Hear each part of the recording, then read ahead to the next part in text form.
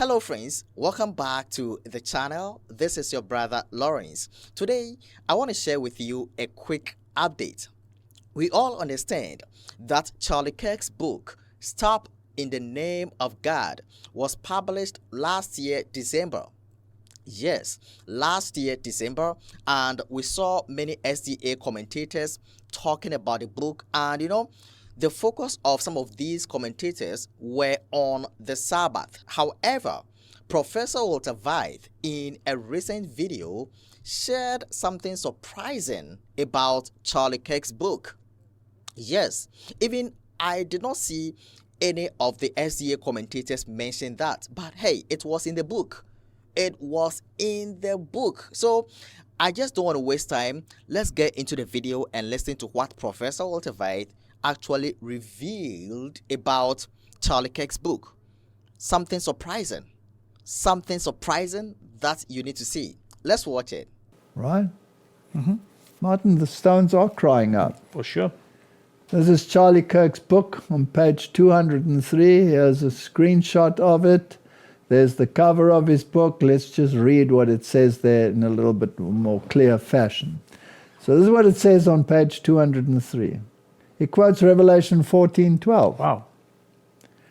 Here is a call for the endurance of the saints who keep the commandments of God and their faith in Jesus. Didn't we just talk about that? We've spoken, I think, more than half of this lecture we've been spoken All about. right. So in the final book of Scripture, this is Charlie Kirk writing. Yeah.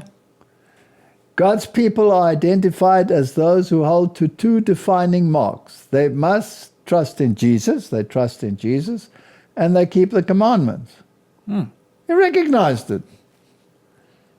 These are not two different camps, but one people faithful to both covenant and Christ. The Sabbath commandment is the longest, most detailed of the 10, and the only one that explicitly identifies God as creator. He sounds like one Part of the remnant. remnant.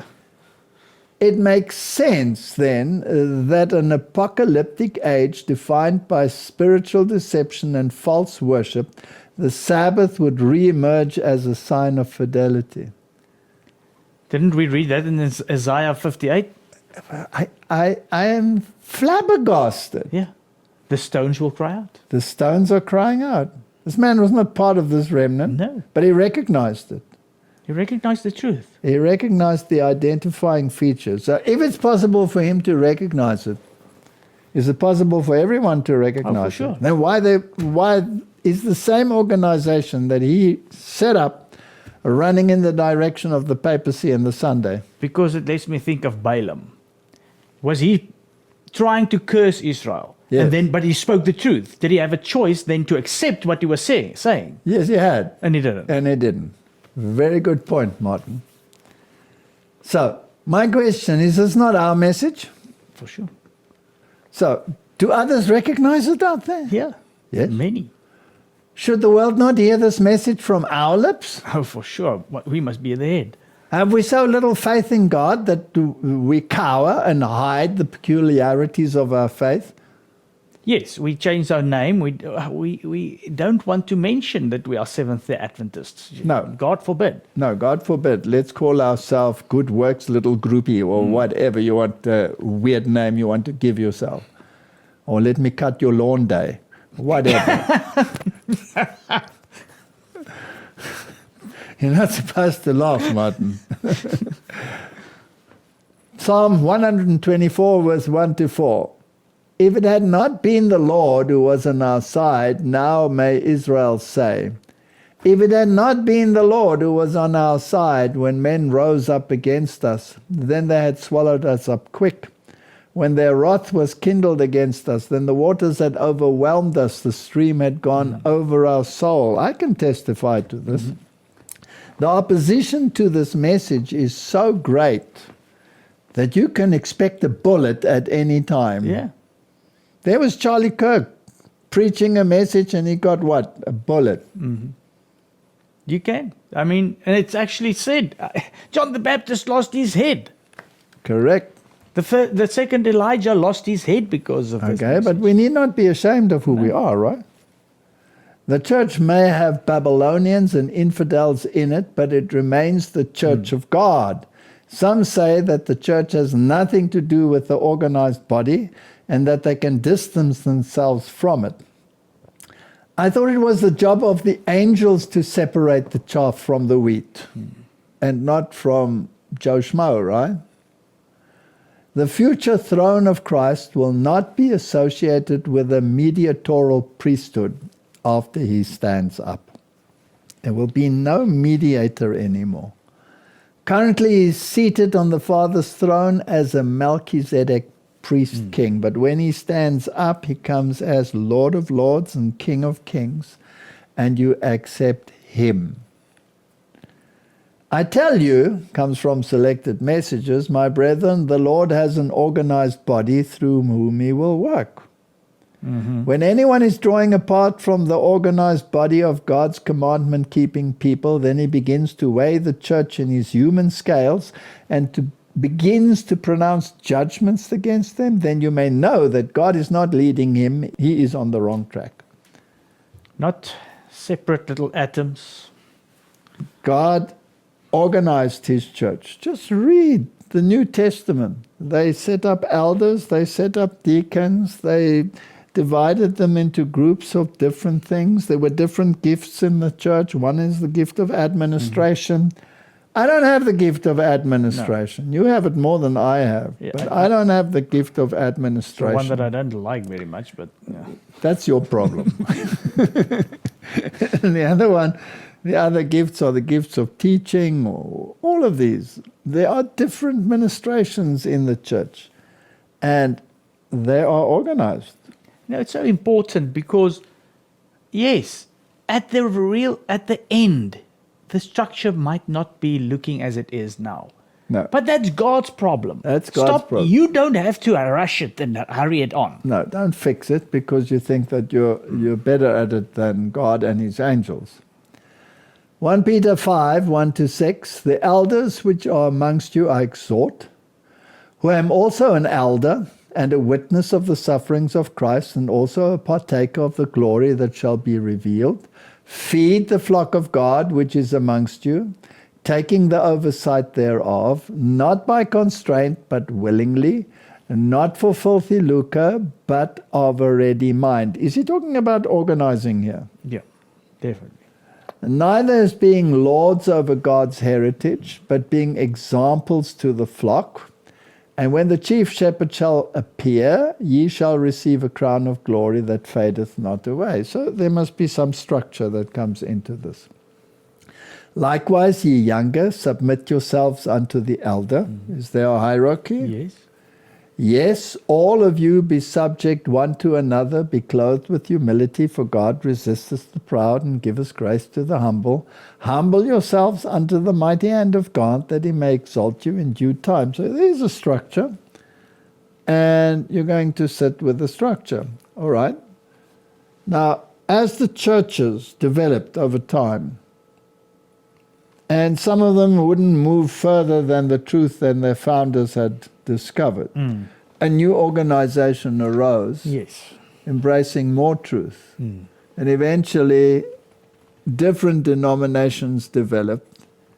And God never negated that the others were still preaching truth. Yeah. But who are the ones that grew more? The ones that accept. All right, let's say the Baptists. Or the Methodists, or both of them. They were laughed to scorn in the old world, but they are the largest churches in the new world, right? So God was obviously moving with them. And then there were many others, and eventually he gathered out a group that was going to keep everything that everybody had discovered over the ages, right? That's it. That's the way it works.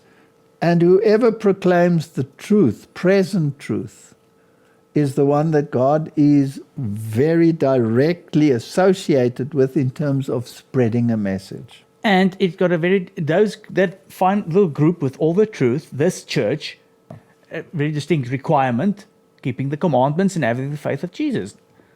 And it's easy to go and test it. How many churches adhere to it? Exactly. Anyone? So the first message was to prepare a people for the coming of the Lord. It went to all Christian denominations. The second message separated those that had accepted the call from those that rejected it. And the third message is thus to be given by a distinct people who keep the commandments and have the testimony. And they are an organized movement with a specific name that holds up the distinctive features like a banner. It's not rocket science. No. So 2 Chronicles 20:20, and they arose early in the morning and went forth into the wilderness of Tekoa. And as they went forth, Jehoshaphat stood and said, Hear me, O Judah, and ye inhabitants of Jerusalem. Believe in the Lord your God, so you shall be established. Believe his prophets, so you shall prosper. Was he speaking about prophets that were prophesying in his time? Yes. Present truth. Yeah. So, will they come into conflict with the world? Definitely. It's a given. Yeah. It is a consequence of the message. It's unavoidable. Is seeking better relations with other institutions through ecumenism going to improve the situation? No. Definitely not. All right. So, of course not. This confrontation is the Lord's doing. If some in religious liberty organizations are trying to attempt this, they're fighting against God. Would you agree with that? I agree with it. The Religious Liberty Organization was not created for ecumenism, but to assist the persecuted and provide literature to explain what religious liberty is all about. God will permit the persecution to come, and this is to make his law prominent. And the persecution will bring in many who will see matters in their true light. Yeah. So the confrontation is going to come. And it's interesting that you stated there that the persecution will actually bring people to it. They'll see, wow, this is the truth. I'll have to be part of this. What am I going to do? Am I going to listen to this or am I going to listen to that? This is interesting. They know the truth about God's end time people. Never think they don't know. They know the identifying mark of God's end time people. It was Charlie Kirk that wrote it, not Adventist, not me. But the question is, why are they still not following the truth? With this kind of knowledge about God's people, why are they still not following the truth? Or why are they still not joining God's end time people? Satan even knows the truth, but does not follow it. And in the same way, there are people in government, there are people in this world today that know the truth but will not just follow it. So, friends, it is not so much surprising that this was found in Charlie Kirk's book. Tell me what you think about it. Because this was not highlighted in our previous videos by SDA commentators. We were always focusing on the Sabbath, but hey, this is also important for us to know that they know who God's people are.